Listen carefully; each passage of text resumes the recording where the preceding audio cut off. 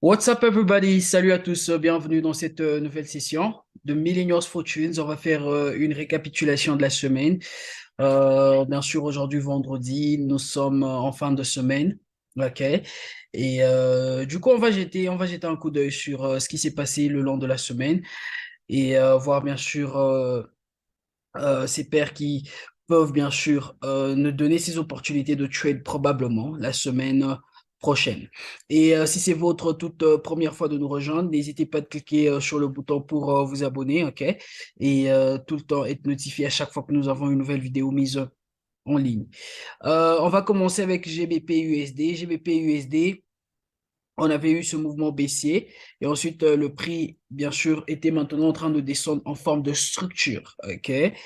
Et cette structure, ce mouvement ici, ok, ça nous indique que potentiellement, ok, nous aurons ceci. Donc, nous aurons le prix qui va revenir probablement dans nos zones faibles, ok, et bien sûr, pour ensuite repartir à, à la baisse, ok. Là, je suis sur le H4. Quand je transitionne sur le daily, ok, vous allez voir en fait que sur le daily, nous avons eu ce mouvement haussier là, ok, qui est bien sûr notre mouvement impulsif. Et nous avons maintenant cette première vague de notre correction, ok.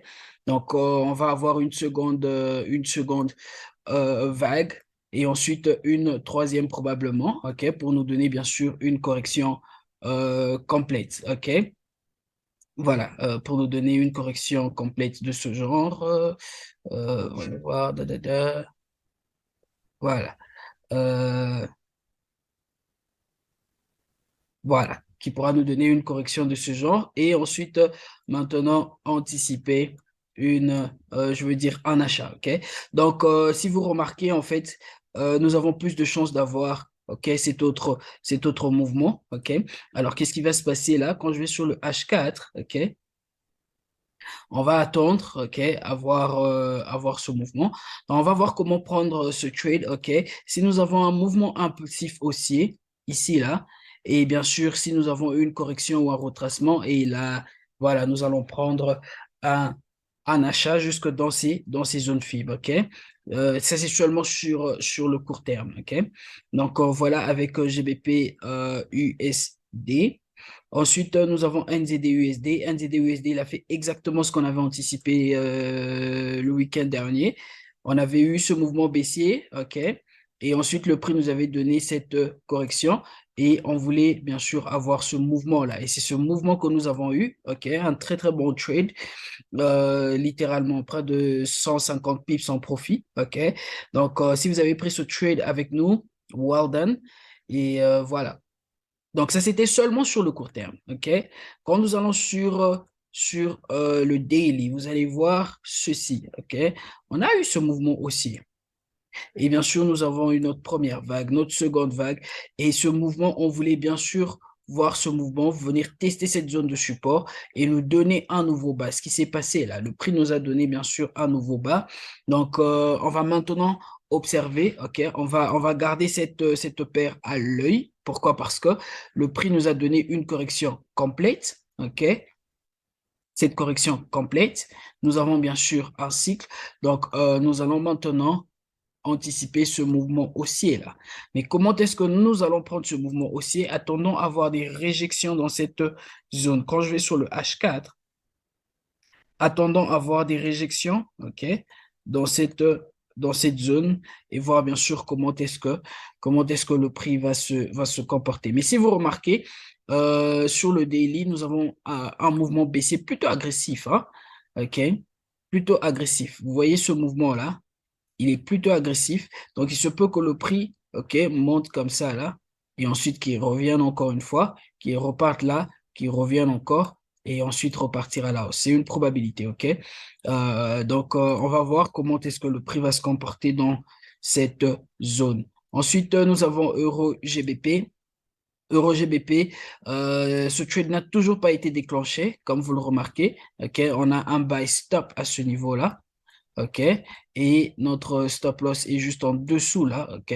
Et vous allez voir que le prix ne fait que, il ne fait que trade à l'intérieur, ok? Donc, entre notre zone d'entrée et notre stop loss. Ce trade n'a pas encore été déclenché. Alors, qu'est-ce que nous avons vu sur EuroGBP, ok? On a considéré ceci comme notre mouvement impulsif haussier. On a eu notre première vague, notre seconde et notre troisième vague. À l'instant que le prix nous avait donné, bien sûr, un nouveau bas, on attendait maintenant avoir des confirmations là, de rejet, ok? Et vous allez remarquer que le prix ne fait que trade là, là, là, là, là. OK? Donc, le prix est encore en train de s'accumuler à ce niveau. Il se peut que le prix reparte à la baisse, OK? Un peu plus bas là, pour ensuite repartir à la hausse. Tout comme à partir d'ici, OK? Il peut trade encore un tout petit peu et puis repartir maintenant à la hausse, OK? Comme vous le voyez, le prix est encore en train de s'accumuler à l'intérieur là. Ok. Donc, le mouvement qui va venir, le prochain mouvement qui va venir, ok, il sera un mouvement plutôt agressif, ok. Et compte tenu de cette structure-là, nous voulons que ce soit bien sûr un mouvement agressif haussier. Ok, voilà ce que cette structure nous indique, que probablement ce sera un mouvement haussier. Et voilà, donc jusque-là, rien n'a changé sur Euro GBP. Ensuite, Euro CHF. Euro CHF également, c'est un peu similaire à Euro GBP. Qu'est-ce que nous avons vu? Sur le daily, vous allez remarquer ceci. OK? On avait eu ce mouvement baissier là. Et nous sommes encore en train d'attendre cette plus grande correction là. OK? On a eu notre première vague, notre seconde et nous attendons notre troisième vague. Alors, cette troisième vague, OK, nous allons la trade comment? En considérant bien sûr ceci comme notre mouvement impulsif haussier, OK? Donc, cette vague-là, ça sera juste sur le court terme. OK? Cet achat que nous recherchons, ça sera sur le court terme. Donc, on a eu ce mouvement haussier, OK? Et nous avons notre A, bien sûr, notre B. Et là, nous avons maintenant notre C, OK? Le prix nous a donné un nouveau bas, exactement ce qu'on voulait voir, OK? Et du coup, nous attendons maintenant avoir des confirmations, des candlesticks, OK? Avant de prendre un achat, OK? Vous allez voir que le prix jusque-là, il est encore en train de préparer un mouvement haussier, OK? Donc, nous sommes toujours en train d'anticiper ce mouvement haussier-là. Rien n'a changé sur Euro CHF. Donc, toutes ces paires, nous allons les garder pour la semaine prochaine. Et nous avons NZD-CAD. NZD-CAD, il a fait bien sûr ce qu'on a anticipé dans la session d'hier. On voulait voir le prix revenir nous donner ce nouveau bas là, OK? Sur le daily, mouvement impulsif haussier, on a cette correction complète, ok, une très bonne correction complète. Et du coup, maintenant, nous sommes en train d'observer cette zone. Comment est-ce que le prix va se comporter dans cette zone? Est-ce que nous aurons des rejets dans cette zone ou pas? Ok, donc il y a des fortes chances que le prix continue encore un tout petit peu avant de repartir à la hausse.